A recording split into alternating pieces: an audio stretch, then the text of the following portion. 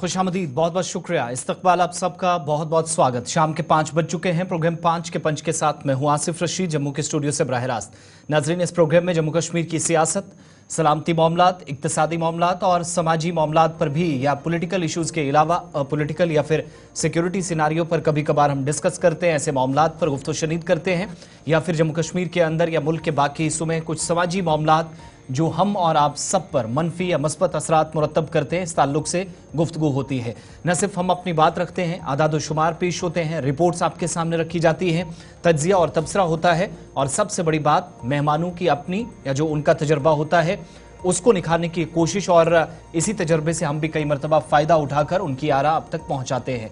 आज के प्रोग्राम में भी इसी तरह का ये सिलसिला जारी रहेगा, जहां सियासी मामलात पर हम अक्सर इस प्रोग्राम में गुफ्तगू शनीद करते हैं, मेहमानों का ओपिनियन लेते हैं। लेकिन आज सब जानते हैं जम्मू कश्मीर के अंदर दिवाली के त्योहार के साथ साथ जैसे जैसे हम आगे बढ़ रहे हैं, मुतअद्दिद मकामात पर सिक्योरिटी अलर्ट है, कार्रवाइयाँ जारी हैं, और सबसे पहले जम्मू कश्मीर के मुख्तलिफ इलाकों के अंदर चलने वाले ऑपरेशंस की आपको तफसीलात फराहम करते चलें, और साथ साथ एक बड़ा ऑपरेशन जो इस वक्त भी जारी है। वादी कश्मीर के बाद जम्मू के कुछ इलाके जो मिल्टन 2 के निशाने पर हैं, अलग अलग मकामात पर झड़पें या फिर कई एक मकामात पर हमलों के बाद इलाके से फरार होना, ये एक मामूल सा अप्रैल 28 की तारीख के बाद बन गया है, जिसके बाद शहरियों ने बड़े पैमाने पर कई एक जगहों पर या सिक्योरिटी फोर्सेज ने नुकसान उठाया है। इन सब के बीच में बड़ी खबर इस वक्त ये कि अखनूर में सिक्योरिटी फोर्सेज का ऑपरेशन जारी है, कार्रवाइयां चल रही हैं। जम्मू के साथ राजौरी और पुंछ के अंदर भी सिक्योरिटी अलर्ट है, और ये तस्वीरें आपसे कुछ देर पहले की एडीजीपी जम्मू जोन आनंद जैन भी अखनूर पहुंच गए हैं, और नेशनल सिक्योरिटी गार्ड्स को भी इस इलाके के अंदर बुला लिया गया है। मकसद ये कि आज सुबह 7 बजे के आसपास का वक्त था, शिव मंदिर के करीब बटल इलाके में अखनूर में, जहां फौजी काफिले को मिल्टन 2 ने हमला करके निशाना बनाया, इस तरह की कंफर्मेशन हुई, और उसके बाद इस इलाके के अंदर सर्च ऑपरेशन चला। तो तकरीबन 2 घंटों के बाद इंफॉर्मेशन मिली कि इलाके से फरार होने वाले मिल्टन 2 के साथ झड़प शुरू हो गई, एनकाउंटर स्टार्ट हुआ। उस एनकाउंटर में 3 मिल्टन 2 के मारे जाने की खबरें सोशल मीडिया पर गर्दिश कर रही हैं, लेकिन पुलिस ने या फौज ने इसकी कंफर्मेशन नहीं की है। नुकसान दोनों तरफ से हुआ है, और इस नुकसान की फौज ने कंफर्मेशन कर रही है। किसी तरह का जानी नुकसान, सुबह सुबह जो कंफर्मेशन मिली कि 5 जवान जख्मी हुए हैं, लेकिन फौज या पुलिस ने इसकी कोई कंफर्मेशन नहीं की। और सबसे बड़ी बात कि मुख्तलिफ इलाकों के अंदर चलने वाले इन ऑपरेशंस के साथ आप देखेंगे तो ये अक्टूबर का महीना ही आप देखेंगे जिसमें जम्मू कश्मीर यूनियन टेरिटरी के अंदर सबसे ज्यादा या अलग अलग मकामात पर नुकसान हुआ है। वादी कश्मीर के शुमाली, जुनूबी और वस्ती इलाकों से आप शुरू करेंगे। अलग अलग मकामात पर मुलाजमीन, गैर मकामी मजदूर या लोकल्स, नॉन लोकल्स और सिक्योरिटी फोर्सेज को भी कई एक जगहों पर टारगेट किया गया, और यही सिलसिला हमने जम्मू प्रोविंस के अंदर भी देखा जो इस वक्त सिचुएशन है। शिल्पा शर्मा के साथ हम और डिटेल्स लेंगे, आगे चलेंगे, और इसके बाद आपको बताएंगे कि ये जो ऑपरेशन इस वक्त चल रहा है, इसके बाद इस ऑपरेशन का असर राजौरी और पुंछ में, क्योंकि बॉर्डर बेल्ट है, किसी भी तरीके से इन्फिल्ट्रेशन हुई है या नहीं हुई है, इन खबरों को भी दरकिनार नहीं किया जा सकता है। उस एतबार से भी सिक्योरिटी फोर्सेज बहुत करीब से इस चीज़ को देख रहे हैं। शिल्पा, पहले तो ये बताइएगा कि अभी जो लेटेस्ट अपडेट मिल रहा है कि इस बड़े ऑपरेशन में एक तो एनएसजी मौके पर पहुंचे हैं, एडीजीपी आनंद जैन मौके पर पहुंचे हैं, लेकिन जो कैजुअल्टीज की खबर थी उन खबरों को अभी तक उनकी कंफर्मेशन अगरचे नहीं हुई है, मगर सेना के कुछ जवान घायल हुए हैं, ये डिटेल सामने आ रही हैं। आधिकारिक तौर पर कोई पुष्टि इसकी हुई है, और ऑपरेशन कहां तक पहुंचा?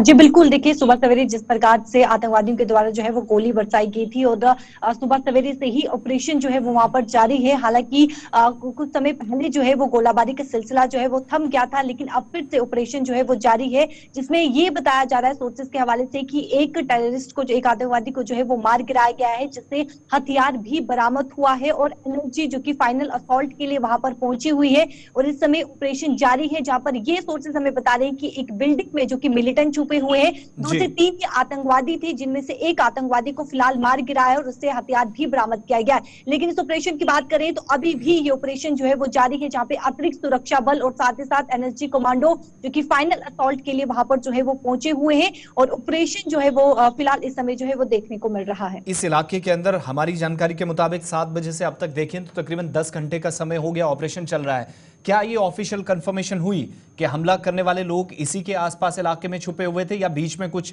सोशल मीडिया पर कुछ पिक्चर्स भी वायरल हुई, ना उनकी कोई पता चल सके कि क्या ये आतंकी थे या कुछ और थे, और कुछ बीच में खबरें आई कि ये कोई सड़क दुर्घटना हुई है, शायद वहां की तस्वीरें हैं। पहले तो क्या ये आधिकारिक तौर पर पुष्टि हुई कि आतंकी इसी इलाके के अंदर मौजूद थे या वापस बॉर्डर बेल्ट की तरफ निकल गए थे? हाँ जी बिल्कुल, देखिए जिस प्रकार से हालांकि अभी भी ऑफिशियल कोई भी कंफर्मेशन सामने नहीं आई है, लेकिन सुबह सवेरे एक ट्वीट जो है वो जरूर देखने को मिला था, जहां पर ये ट्वीट के जरिए से बताया गया था कि ऑपरेशन जो है वहां पर जारी है और आतंकवादी जो है वो छिपे हुए हैं। लेकिन अभी तक कोई भी ऑफिशियल कंफर्मेशन सामने नहीं आई है। और जिस प्रकार से आपने कहा 3 मिलिटेंट के मरने की जो है वो खबर सामने से बता रहे थे, लेकिन ये पूरी तरीके से फेक खबर थी, फर्जी खबर थी, जहां पे जो 3 बाइक सवार जो लड़के थे, युवा थे, उनकी मृत्यु हुई थी। वो उनकी तस्वीर जो है वो वायरल हो रही थी, लेकिन फिलहाल एक मिलिटेंट को जो है वो मार गिराया है। लेकिन अभी भी कोई भी ऑफिशियल कंफर्मेशन की अगर मैं बात करूं, पुष्टि की बात करूं, तो किसी प्रकार की कोई भी पुष्टि जो है वो सामने नहीं आई है। लेकिन बिल्डिंग में अभी जो कुछ आतंकवादी यहाँ पर छिपे हुए हैं और उन्हें जो है वो मार गिराने का यहाँ पे पूरी तरीके से सेना प्रयास कर रही है। एनएसजी हमारे जो कमांडोज है वो भी फाइनल असॉल्ट के लिए वहां पर जो है वो पहुंचे हुए हैं। जिस जगह पर इस वक्त गोलीबारी हो रही है, दोनों तरफ से फायरिंग की कंफर्मेशन हो रही है, ये कोई रिहायशी इलाका है, जंगल है, या फिर एक इमारत की खबरें आ रही हैं कि इमारत के अंदर छुपे हैं, इसको लेकर कोई डिटेल्स?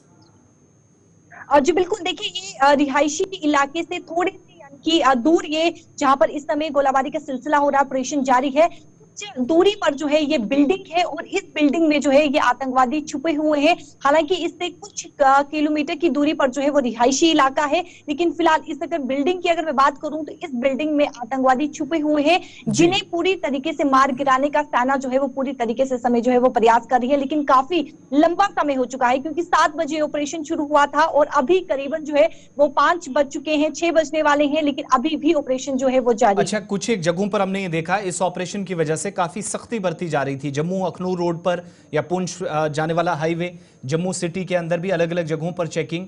तो क्या ये इसी सिलसिले में थी, या कोई इस तरह की इनपुट्स हैं सिक्योरिटी एजेंसीज को कि शायद नंबर ऑफ मिलिटेंट्स या number of group of militants शायद शहर तक पहुंच सकते हैं? इन्फिल्ट्रेशन की कुछ खबरें थी, हो सकता है कि अलग अलग जगहों पर इसी तरीके से ये जो आज वाहन को या काफिले को टारगेट किया गया, जिस तरह की घटना बूटा पथरी गुलमर्ग में हुई, इस तरह की इन घटनाओं से बचा जाए। तो क्या ये एहतियातन ऑपरेशंस थे बाकी जगहों पर, या वाकई में कोई इनपुट्स थे? देखिए फिलहाल जिस प्रकार की कोई भी इनपुट नहीं थी।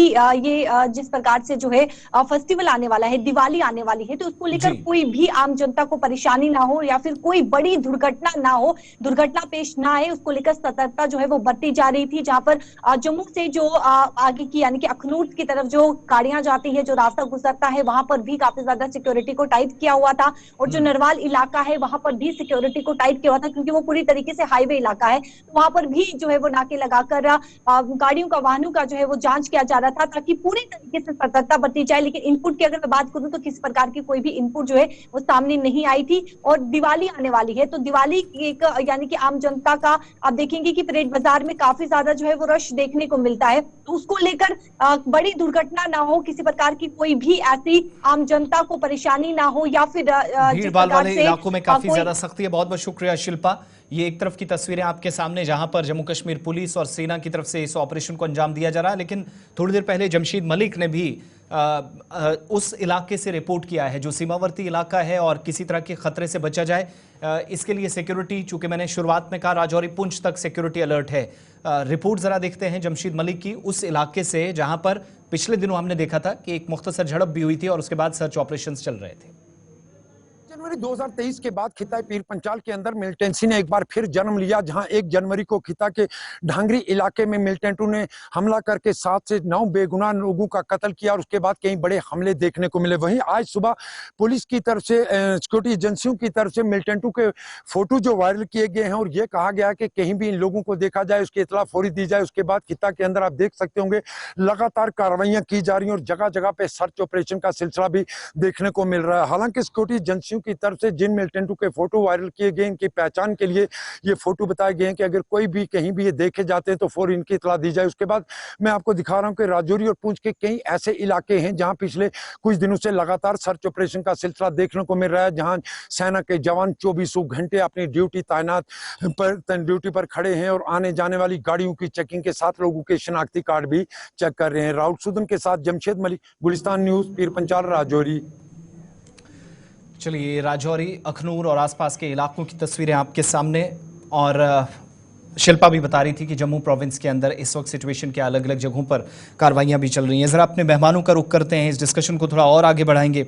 सोहेल काज़मी साहब हमारे साथ हैं, सीनियर सहाफ़ी हैं, तज्ज़ियाकार हैं। बहुत शुक्रिया सोहेल साहब वक्त देने के लिए, प्रोग्राम में ज्वाइन करने के लिए। हमारे साथ नेशनल कॉन्फ्रेंस से संदीप वजीर साहब हैं, इस वक्त ज्वाइन किए जम्मू से, थैंक यू सो मच आपका।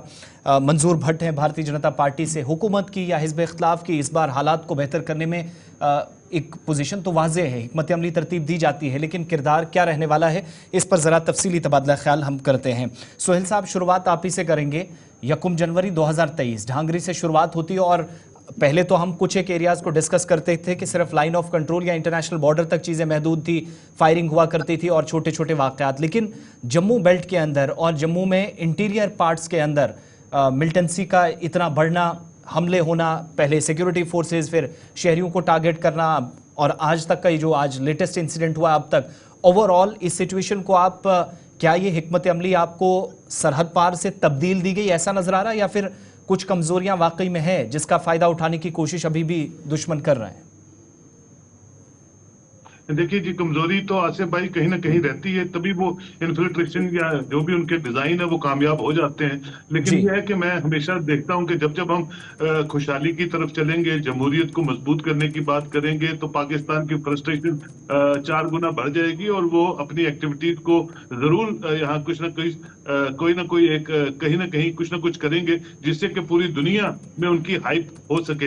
इस वक्त जो मेन कंसर्न है, जो कॉन्फ्रेंस प्राइम मिनिस्टर और चाइना के प्रेसिडेंट के बीच में हुई है और जो डेलिब्रेशन दोनों कंट्रीज के बीच में हुई है, उससे भी पाकिस्तान बहुत बौखलाहट में है और वो कहीं सोचता है कि कहीं चाइना का जो माइंडसेट है वो इंडिया के साथ स्ट्रॉन्गर ना हो जाए, क्योंकि बिना चाइना के पाकिस्तान सांस भी नहीं ले सकता अपना, और कोई भी फैसला जो है पाकिस्तान में नहीं होता जब तक चाइना डिक्टेट ना करे। तो नंबर 2 ये है कि जब हम यहाँ सरकार बन गई, लोगों की विल प्रिवेल हो गई, तो हमारी ह्यूमन इंटेलिजेंस सोर्सेज जो है उनको मजबूत करने की जरूरत है। अमूमन देखा गया है कि जब भी हालात ठीक होते हैं आसिफ साहब, तो हम जो है अपने सोर्सेज को वेट कर देते, ड्राई कर देते हैं। लेकिन मुझे लगता है कि हमें सोर्सेज को वेट रखना चाहिए, क्योंकि ना हम पाकिस्तान को बदल सकते हैं, ना उनकी नीतियों को बदल सकते हैं, ना उनकी सोच को बदल सकते हैं। तो सोर्सेज जहां जहां भी हैं, चाहे पुलिस के हैं, चाहे आर्मी के हैं, चाहे सीआरपीएफ के हैं या बीएसएफ के हैं, उन सबको हमेशा वेट रखना है ताकि छोटी सी भी इनपुट पे हम स्ट्राइक कर सके और उनको करारा जवाब दे सके। तो कहीं ना कोई नेग्लिजेंस रह जाती है जिसकी वजह से वो कामयाब हो जाते हैं और ये इंसिडेंट पे इंसिडेंट जो है रिपीटेडली होते जा रहे हैं। मंजूर भट्ट साहब, हुकूमत की हम देख रहे हैं हिकमत अमली क्या है, क्या रणनीति है, किस हिसाब से काम हो रहा है। बहुत हद तक कोऑर्डिनेशन पहले के मुकाबले काफ़ी बेहतर हुआ, लेकिन क्या वजूहात आपको या आपकी जमात कैसे इन चीज़ों को देख रही है उस वक्त जब हम देख रहे हैं बड़े स्ट्रेटेजिक पॉइंट्स को चुन चुन कर टारगेट किया जा रहा है? और कश्मीर प्रोविंस के अंदर, जैसे सोहेल साहब भी कह रहे थे, जम्मू के अंदर बड़ी खामोशी इस पूरे इलेक्टोरल प्रोसेस में हमने देखी और पिछले 3-4 सालों में देखा भी, लेकिन अचानक से वायलेंस फिर से इरप्ट होना और पीक पर पहुंच जाना उन एरियाज के अंदर जहां कभी सोचा भी नहीं जा सकता था। देखिए, ये पाकिस्तान पिछले 12 साल से कोशिश कर रहा था कि जम्मू कश्मीर में जो हालात सुधरे हैं, इन सब चीजों को कैसे करे और किस तरीके से जो डेमोक्रेसी जम्मू कश्मीर में फ्लोरिश हुई और एक मजबूती के तौर पे डेमोक्रेसी उभर के आगे लोगों ने वोट कास्ट किए। और जैसे मेरे यहाँ पर स्पीकर सोहेल काज़मी साहब ने कहा कि जो भी हमारे मुल्क हिंदुस्तान की जो एक रिलेशन इंटरनेशनल लेवल मजबूत हो रही है, जो पाकिस्तान को कहीं ना कहीं एक बौखलाहट का शिकार बना रही है। लेकिन अभी अब उनको मौका मिल रहा है। पिछले 12 साल से में जो हमारे प्रधानमंत्री जी ने जो केंद्र शासित प्रदेश यहाँ पर चल रहा था, जो सेंटर रूल चल रहा था, तो काफी हद तक एक कदम पाई गई थी अटैक्स पे। ये ग्राफ हमने कहीं खत्म हुआ था, लेकिन कहीं ना कहीं ये एक बंदिश हो गई थी और ग्राफ काफी डाउन हो गया था। लेकिन अचानक गवर्नमेंट आने के बाद भी, उमर अब्दुल्ला साहब ने हेल्प लेने के बाद ही पाकिस्तान फिर से सक्रिय हो गए। और आपने देखा कि गगनगिर जैसा, आपने देखा वो जो गुलमर्ग का इंसिडेंट, आज आपने देखा अखनूर का इंसिडेंट। तो कहीं ना कहीं शायद पाकिस्तान को एक ऐसा स्पेस नजर आ रही है कि शायद अब वो बिना खौफ बिना के यहाँ पर अपने जो टेररिस्ट वारदात था वो अंजाम दे रहे हैं। लेकिन सही बात है कि जो हमारी इंटेलिजेंस है, कहीं ना कहीं इंटेलिजेंस को सतर्क होना पड़ेगा। हमारी इंटेलिजेंस पे कोई शक नहीं है, लोगों की है हमारी सिक्योरिटी एजेंसी पे। लेकिन कहीं ना कहीं जिस तरीके से 12 साल में इन इंसिडेंटों को पे जो एक कंट्रोल पाया गया था, कहीं ना कहीं वो खोता हुआ नजर आ रहा है। क्या सख्ती का वक्त नहीं आ गया है? अगर सारी चीज़ें मामूल से बिगड़ जाएं, ट्रैक से चीज़ें उतरने लगें, उस वक्त जब बहुत हद तक चीज़ें ठीक की गई, शहरियों ने ताउन दिया, तो सख्त जवाब और सख्त मौक़िफ़ की अब ज़रूरत मरकज़ की तरफ से भी है भट्ट साहब?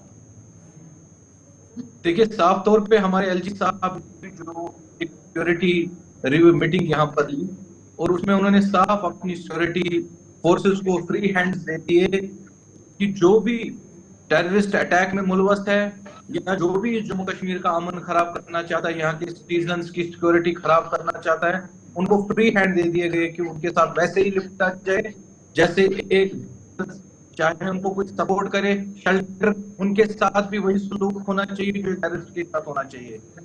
हमने बार बार भारतीय पार्टी अपने वजीर आजम साहब और हमारे होम मिनिस्टर अमित शाह साहब से दरख्वास्त की कि कहीं ना कहीं जो सिक्योरिटी जो पिछले 12 से मॉनिटर होता पीस, यहाँ के हालात, उनको वापस उस नजर पे लाने की जरूरत है ताकि इंसिडेंट जो ये बौखलाहट है पाकिस्तान की, वो इसमें हम कंट्रोल कर सके और टेररिज्म को जो ठीक है, यहाँ पर खत्म करनी जीरो जो पॉलिसी थी टेररिज्म को लेकर, उसको ठीक है। संदीप वजीर साहब भी हमारे साथ हैं। नेशनल कॉन्फ्रेंस गवर्नमेंट में है, पहली बात की जा सकती थी कि मरकज का रोल है, इस बार भी आप बात कर रहे हैं, लेकिन जब आप पूरा इलाका, पूरा खिता हुकूमत में, सरकार में बैठकर संदीप साहब देख रहे हो, तो कितना इंपॉर्टेंट है कि आपका रोल भी केंद्र के साथ, जब कोऑर्डिनेशन की बात आई तो पॉजिटिव हो और बेहतर हो, सवाल पूछने के बजाय कोऑर्डिनेशन बेहतर हो, इस पर ज्यादा तवज्जो दी जाए, कम से कम इन अफसोसनाक घटनाओं से, इन वाकयात से बचा जा सके?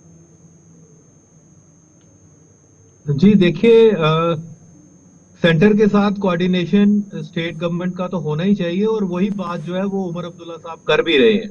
उनकी तरफ से पूरा ताउन दिया जा रहा है सेंट्रल गवर्नमेंट को और हम भी एक्सपेक्ट करते हैं कि सेंट्रल गवर्नमेंट भी स्टेट गवर्नमेंट के साथ ताउन करेगी।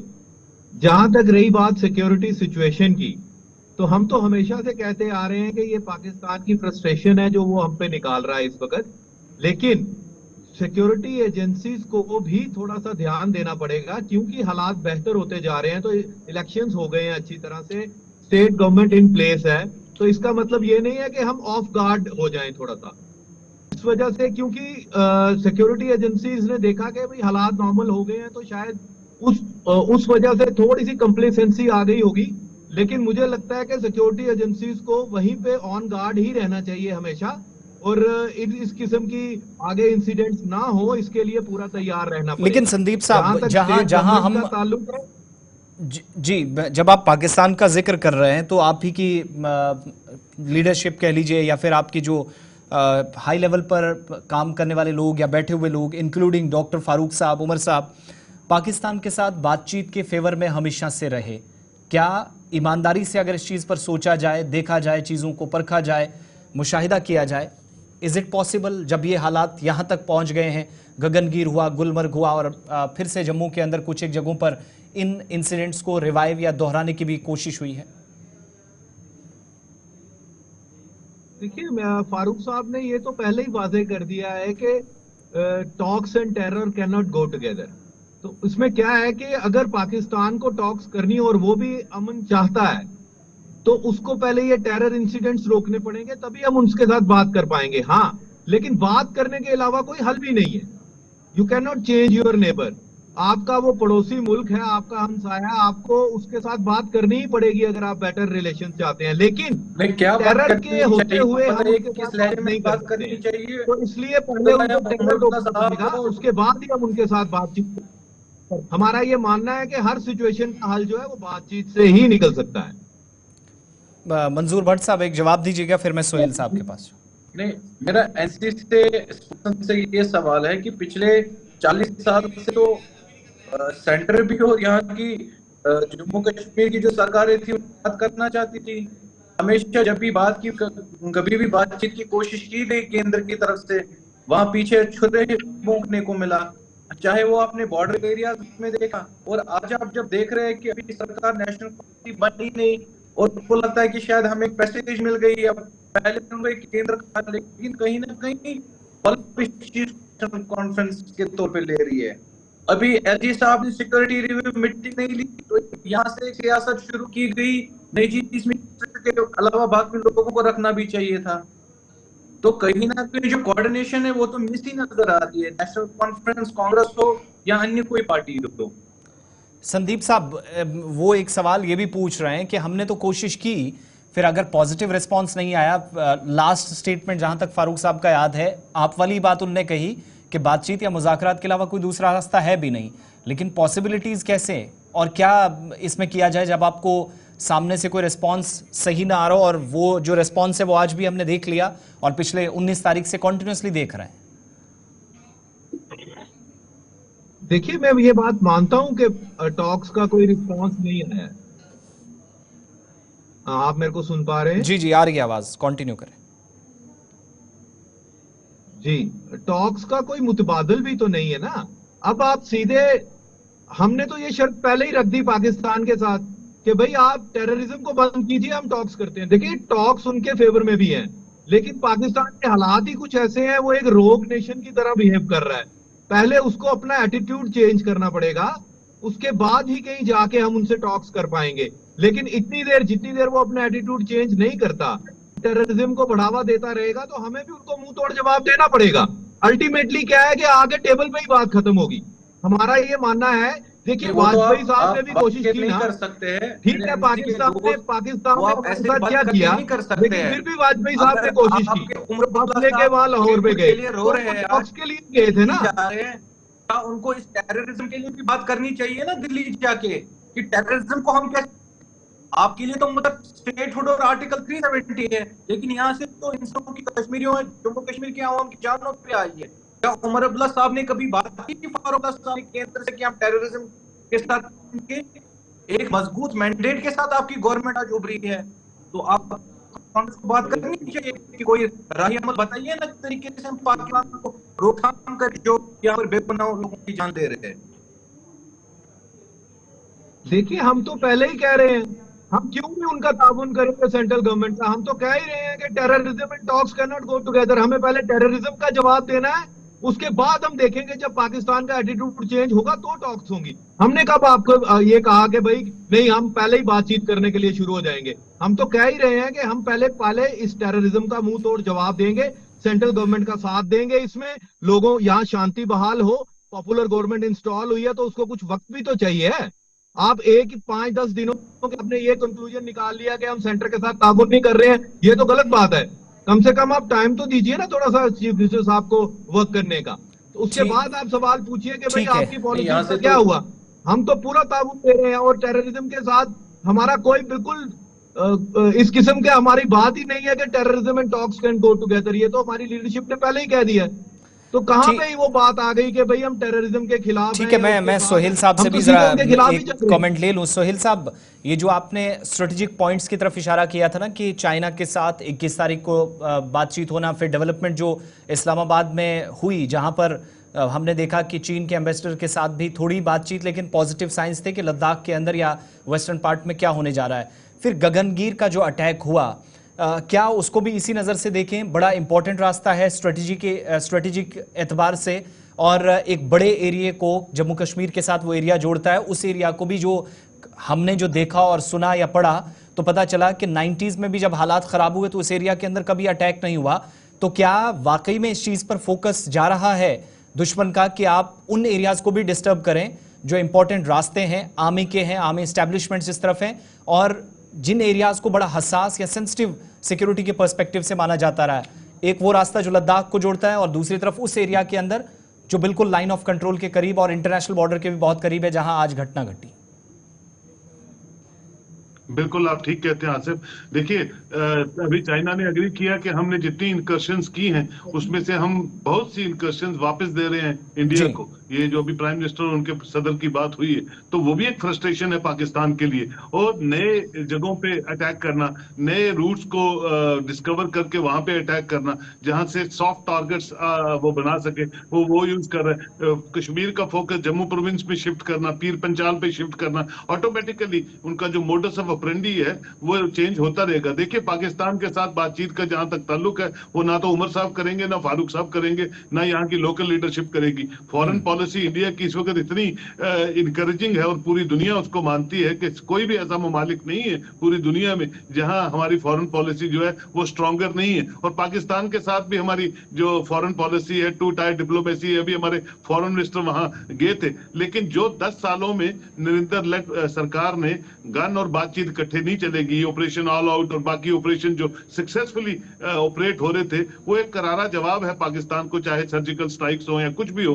वो करारा जवाब है कि पाकिस्तान जो है वो 1 इंच भी हमारी जमीन सरजमीन के अंदर नहीं आ सकता। और वो ड्रोन्स के तहत, ड्रोन्स के साथ ड्रग्स का चलन जो है वो पाकिस्तान से ड्रोन के माध्यम से यहाँ सप्लाई करना शुरू कर दिया। तो पाकिस्तान के पास कोई ना इंडस्ट्री है, ना कोई फैक्ट्री है, ना कोई दुकान है, सिवाय कश्मीर की सरजमीन के, कश्मीर के लोगों को तबाह करने पे, कश्मीर के बच्चों को गुमराह करने में। वो अपनी फिराक में लगा रहता है। उसको 24 घंटे यही काम है कि कश्मीर को कैसे डिस्टर्ब किया जाए। अच्छा सोहेल साहब, पिछले दिनों हमने एक और चीज देखी कि उसका भागा जाए। पिछले दिनों एक ये भी हमने देखा, जब डॉक्टर एस जयशंकर साहब इस्लामाबाद में थे तो उनको कहा गया कि जो बाद में पाकिस्तान मीडिया जो रिपोर्ट कर रहा है कि आप अपनी क्रिकेट टीम को भी भेजिएगा, इस तरीके से रिश्ते ठीक होंगे, शायद क्रिकेट डिप्लोमेसी के थ्रू भी काम हो सकता है।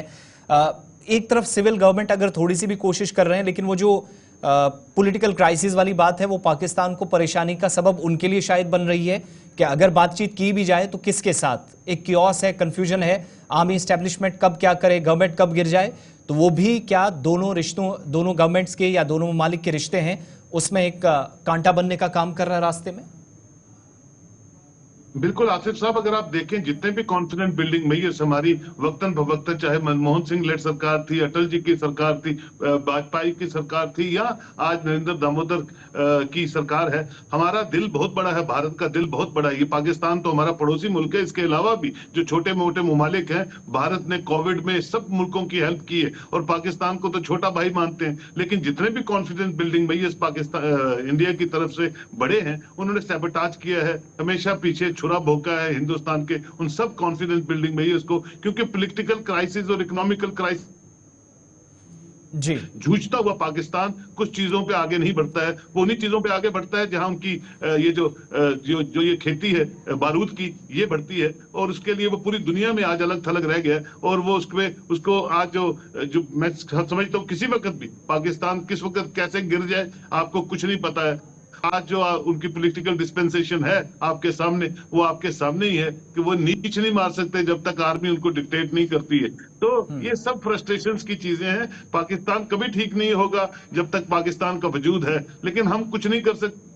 है उनकी नीयत वैसी है, उनकी सोच वैसी है। हमको सतर्क रहना है, हमको वीडीसी, एसपीओ और जितनी भी ये कमेटीज हैं इनको स्ट्रॉन्गरली और मजबूत करना है। हमारी पंचायतें हैं उनको मजबूत करना है, सेल्फ डिफेंस कमेटीज को मजबूत करना है और लोगों का ताउन पूरा है अपनी पैरामिलिट्री के साथ। उसका ट्रस्ट जो है और बढ़ाने की कोशिश करनी है ताकि कोई भी सोर्स, कोई भी इनपुट दे, हम इमीडिएट स्ट्राइक करें और पाकिस्तान आगे ना बढ़ सके। मैं एक फाइनल कमेंट आपसे लूंगा दोबारा आकर। ये जो स्ट्राइक वाली आप बात की है भट्ट साहब, क्या गवर्नमेंट अगर बार बार इन चीज़ों को दोहरा रही है, इलेक्शन कैंपेन्स तक की फिर ये चीज़ें महदूद क्यों हैं? मैं शुरुआत में भी कह रहा था कि अब वक्त आ गया है जब बार बार आप सिर्फ लाशें ही उठाएं, अलग अलग स्टेट्स में, अलग अलग यूटीज़ में आप कफन में बांधकर यहाँ से लाशें बांधें, भेजें, तो फिर ऑप्शन क्या बचता है? ये जो काज़मी साहब जिस तरफ इशारा कर रहे हैं, क्या वो लास्ट ऑप्शन है जब टेबल पे बैठने के लिए भी तैयार नहीं? उम्मीद यह है कि वहां से भी कुछ होगा नहीं। देखिए भारत अभी इतना कमजोर मुल्क नहीं है कि वो जवाब नहीं दे सकता है। आपने देखा कि एक बड़ी चीजें, बड़ी डेवलपमेंट्स हमारे प्रधानमंत्री नरेंद्र मोदी जी के दौर में हुई। आपने देखा सर्जिकल स्ट्राइक हो गई, आपने देखा जो बड़े बड़े दहशतगर्द पाकिस्तान में बैठ के यहाँ जो आम निहत्ते कश्मीरी और मरवाते थे उनको वहां टारगेट किया। कहीं ना कहीं जो चीजें जो है वो ऐसा नहीं कि भारत जवाब नहीं देना चाहता है, लेकिन जब यहाँ के ही पॉलिटिशियन जो यहाँ के ही एक निहत्ते और 40 साल से यहाँ के हुक्मरान है, जब वही ऐसी बातचीत शुरू करना कर देते हैं जिससे पाकिस्तान को कहीं ना कहीं नजर आता है। अगर इन 12 सालों में इन इंसिडेंट्स पे रोक पाया गया, टेररिज्म इन्फिल्ट्रेशन बहुत कम हुई थी और कहीं ना कहीं ये दोस्ताना माहौल, अब बॉर्डर काफी कम था, अचानक जब एक गवर्नमेंट यहाँ है, एक पैसेज नजर आती है उनको कि शायद अब हमें एक मौका मिला यहाँ पर फिर से जम्मू कश्मीर। ये तो वही बात हो गई ना, अभी काज़मी साहब भी कह रहे थे कि जम्मू कश्मीर वालों ने करना कुछ नहीं है, करना दिल्ली ने है, लेकिन आप फिर से ये उंगली उठाने का मतलब वही हुआ ना कि आप चीजों को फिर से पॉलिटिसाइज कर रहे हैं। हम पीओके वापस लेंगे, उड़ा देंगे, ये बातें अच्छी स्टेजेस पर लगती हैं, लेकिन जब बात कार्रवाई की आती है तब आप कांग्रेस, नेशनल कॉन्फ्रेंस, पीडीपी कसूरवार नजर आती है। फिर जिम्मेदारी के साथ जवाब तो किसी को देना पड़ेगा ना कि खून क्यों बह रहा है। देखिए, जब रोकने की कोशिशें हुई, जिम्मेदारी से जवाब यही है कि हम ये नेशनल कॉन्फ्रेंस या कांग्रेस का नारा आज तक नहीं था कि पाकिस्तान ऑक्युपाइड जो कश्मीर है उसको वापस लाना है। वो भारतीय जनता पार्टी बोल रही है और आने वाले वक्त में वो पाकिस्तान ऑक्युपाइड कश्मीर जम्मू कश्मीर के साथ मिलेगा। वहां के लोग ही आज आपको खुद नजर आते आएंगे कि अब हमें पाकिस्तान से आजाद होने की जरूरत है, हमें भारत के कश्मीर के साथ जोड़ो। ये तो वहां की आवाज है। खाली भारतीय जनता पार्टी उस आवाज को उजागर करती है इंटरनेशनल लेवल पे। हम तो इनकी बात नहीं हुई, लेकिन हमारा कहने का मकसद है कि आज जवाब देने का मौका आया है। पाकिस्तान अपनी हरकतों से बाज नहीं आया, एक रणनीति हमारे मुझे लगता को बनानी पड़ेगी और इसका मुंह तोड़ जवाब देना पड़ेगा। वक्त वही नजर। ठीक है संदीप वजीर साहब, आपकी गवर्नमेंट बनी, हमले ज्यादा हुए, इसका मतलब नहीं कि नेशनल कॉन्फ्रेंस इसके लिए जिम्मेदार है, ये वो नहीं कह रहे, लेकिन ये जरूर इशारा इस तरफ कर रहे हैं कि आपको भी पाकिस्तान के अंदर गवर्नमेंट या एस्टेब्लिशमेंट एक ढाल के तौर पर इस्तेमाल करती है। थोड़ा सा पैसेज यहां से सिविल गवर्नमेंट देती है तो शायद उनको भी मौका मिल जाता है। मंजूर भट्ट साहब का जो मैं बात समझ पाया हूं,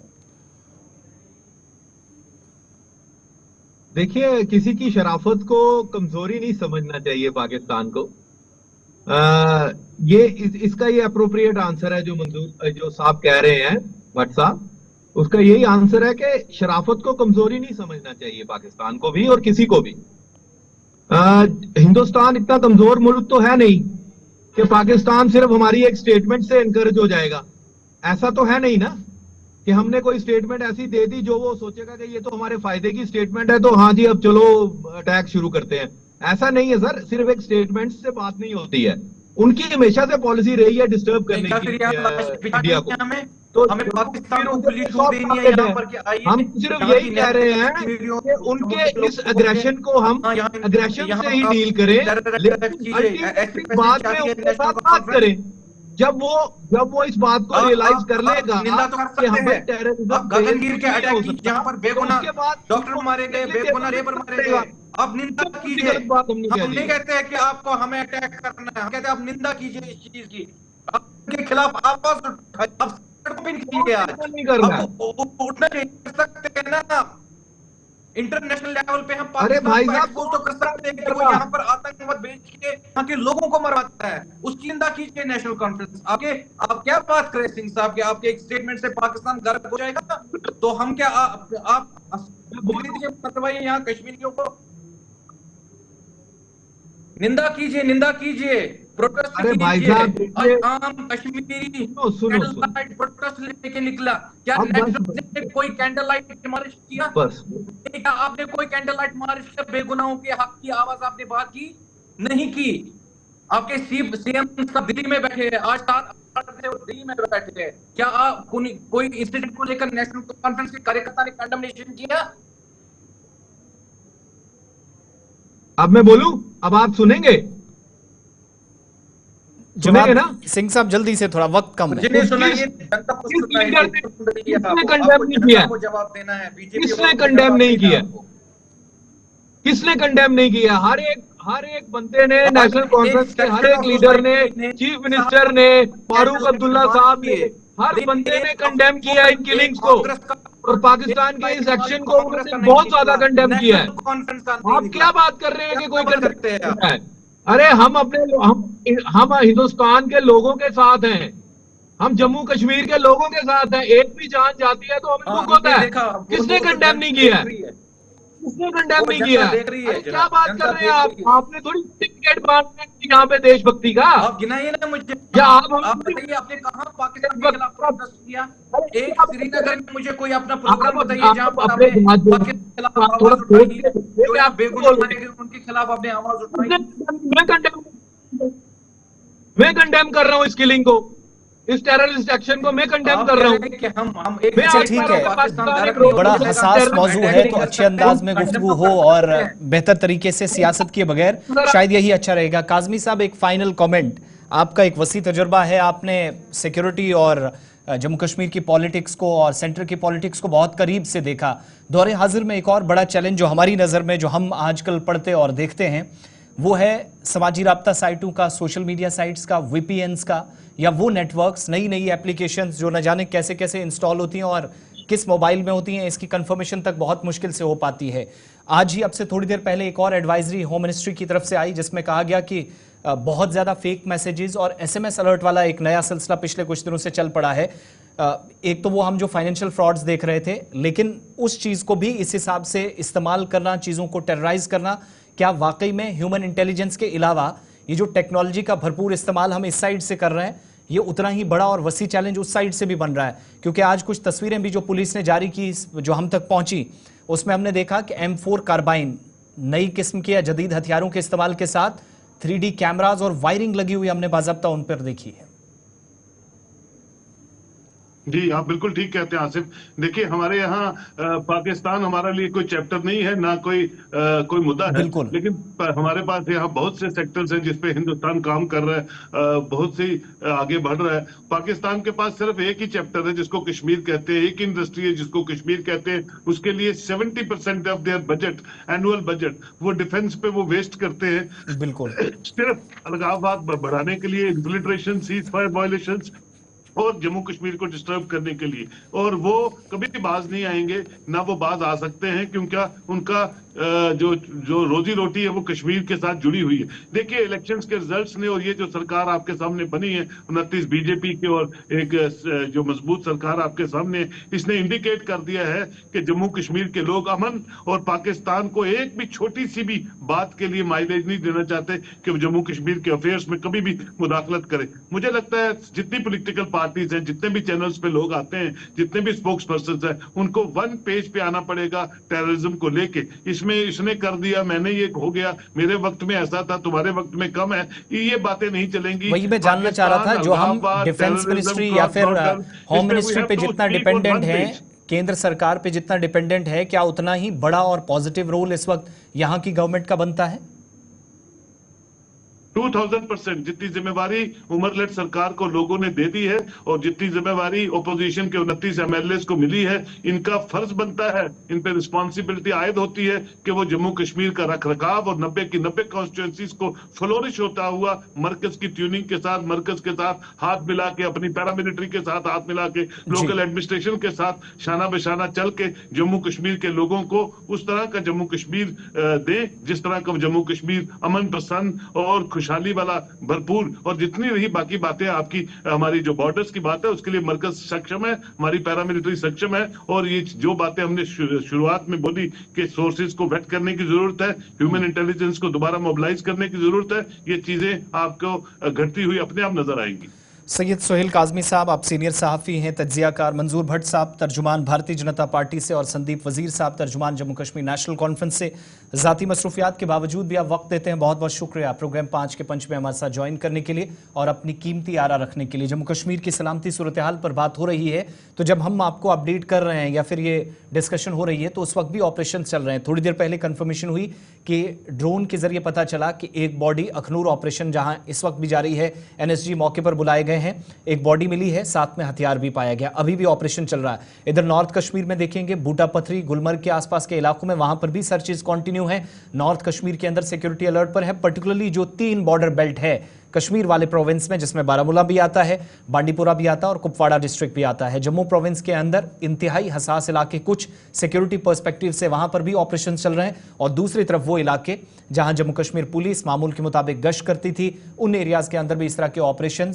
ये जरूर मुश्किल सूरत हाल है, लेकिन सिक्योरिटी फोर्सेज इसके अहल हैं, इतनी काबिल हैं कि चाहे वो टेक्नोलॉजी का इस्तेमाल करना पड़े, चाहे वो फिजिकल फोर्स का इस्तेमाल करे, जरूर इस तरह की कार्रवाइयां करके दहशतगर्दी और इंतहा पसंदी से बचा जा सकता है। मुल्क और शहरियों की हिफाजत को यकीनी बनाने का काम इस वक्त इदारों पर है। वक्त एक छोटे से ब्रेक का है। 5 के पंच में मेरे साथ बस इतना ही। ब्रेक के उस पार प्रोग्राम ग्राउंड रिपोर्ट।